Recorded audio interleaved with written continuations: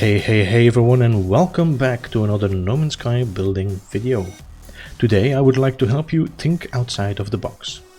While I was scrolling through the messages and requests in the PBF Discord and also the comment section of my videos, I thought to myself, give a man a fish and he eats for a day, learn a man to fish and he eats for a lifetime.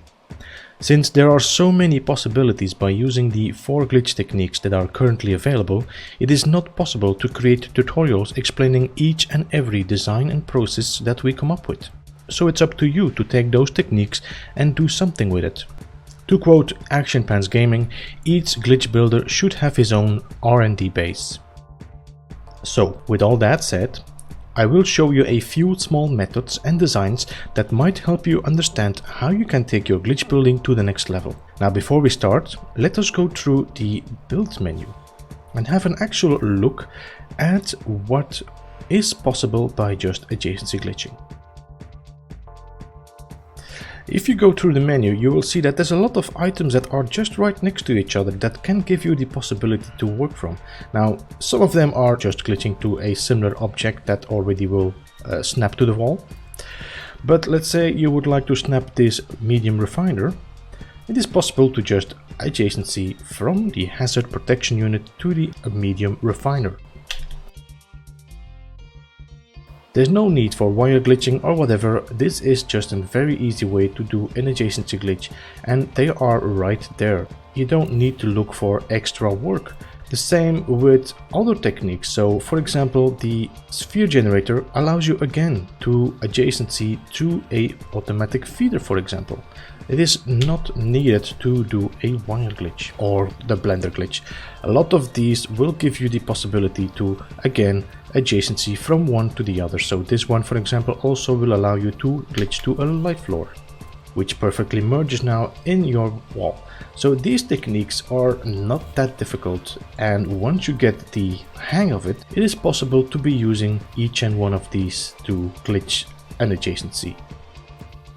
Now let me go through some designs that I've been using during my base building that might be helpful to you, but also helpful to you to understand the way a base glitch works. Now first of all, let me do something that has no glitching at all, and this is by using the light box, for example. Now if I place this light box right here, and now I can snap these light boxes right next to each other.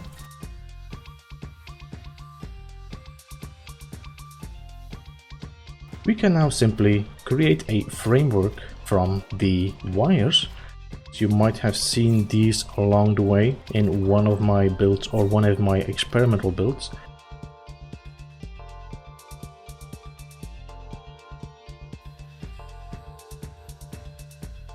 There we go. A simple technique to create a framework out of wires. You can use it as a cell or a foundation to work from to do a blender glitch on. You just have to figure it out, experiment with it. It's all up to you. Similar to, for example, byte beat switch.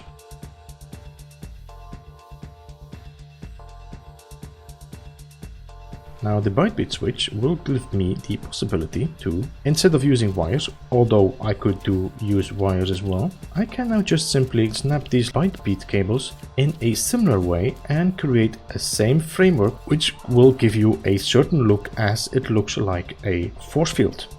And there we go. A simple looking force field that will look as if it's holding something back. Is it a monster, whatever, it is possible to build it. It's simply right there in front of us. Another one that is always there but that has not been seen that often is the supply pipe. Yes indeed, the wire is not the only one that will work to make a blender glitch. For example, look at this supply depot right here. As you can see, I have 4 connectors on that, but they are not power connectors, they are the supply pipe connectors. Now if I want to glitch on these 4 connectors, I can do that by glitching on that using the supply pipe. So let's say I want to glitch another supply depot on top of these 4. I can just go to my shortcut menu, go to my wire, but instead of connecting it to a wire connector, we will connect it to the supply connector there. So now once I connected that, I will now receive a supply pipe instead, and this can be used to do the same as we would do a blender glitch. Now once we've done that, we can just simply work from one to the other without having to go too far. And there we go. Now we have glitched 4 supply depots on one supply depot in the middle there by using this supply pipe as the blender glitch. Now for the next design, there has been made already a few tutorials, and during the live streams of many content creators you will have seen different techniques that they have been using to glitch a trade terminal into the wall. Now today I want to show you another way, which will make you realize how easy it is to use the blender glitch and how it can ease your glitch building life. Now let's start off with placing a wire on top of these 2 short walls I just placed. And we just go to the menu of the power and industry, because we cannot place a wire using it from the shortcut menu. It does not allow me to place it. So we go into the electrical wiring menu. We will place a wire right here on the center of that dark line. And now we will pull a wire to the center of the wall here. And now we can delete these 2 short walls and place back a full concrete wall. As you can see now, the wire has been merged inside that wall. Now we will blender glitch on top of that our trade terminal, but before we do that we need to do something else. Now let's just glitch in the power inverter, connect it to that light box, and now bring that other wire to the connector right in the wall. And now we do a blender glitch to that switch. Okay, and now we can see that that switch has perfectly merged inside the wall. Now there is 2 connectors sticking out of that wall where we will be able to glitch our trade terminal on top of. So let us go into the menu, take out our terminal, and now blender glitch that terminal on the connector of the switch right here. And there we go. Now the trade terminal is perfectly merged into the wall. Now something weird, this terminal is actually working while it is not powered. I also want to mention that I turned off the power enabling, so there should be no power on this terminal. Weirdly enough, it does. In case they fixed that and the power terminal no longer gets powered, there is a simple technique to fix that. Now what we will be doing is we will be glitching a pillite right in the center of that. We will bring again a blender glitch, but we will not glitch it on the terminal or on the switch. We will glitch it on the wire where we glitched our switch on, right there. Now the pillite has perfectly been placed right in the middle of that wall, and it will not interfere with the visuals of that terminal. It only will give you an extra little light right there. But in case this starts not to work and we have some issues with the power, we now simply find the power cable where it's right there, pull out the wire, and now it is simply easy to power up this whole system. Weirdly enough, now it works. I'm not sure why that does it. I think it might be a glitch or a bug.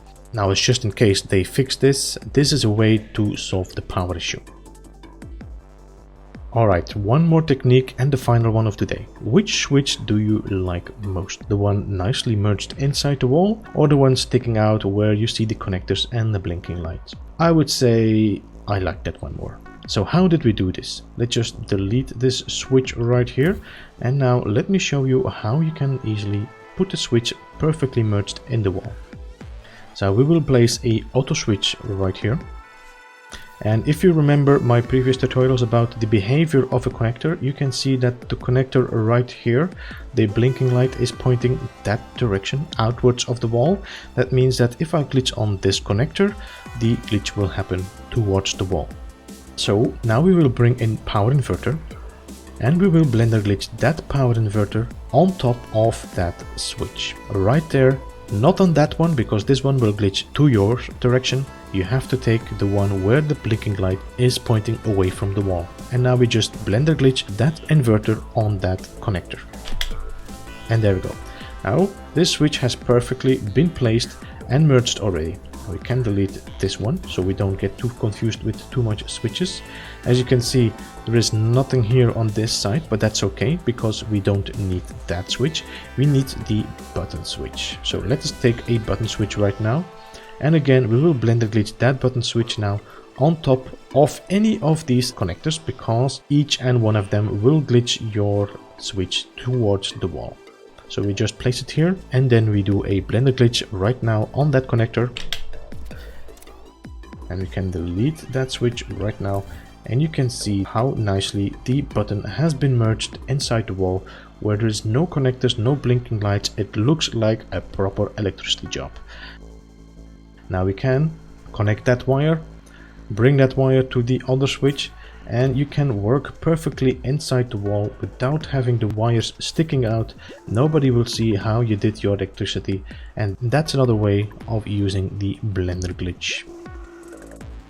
While these techniques are not significant or groundbreaking, they are the result of using just one of the 4 basic glitch techniques.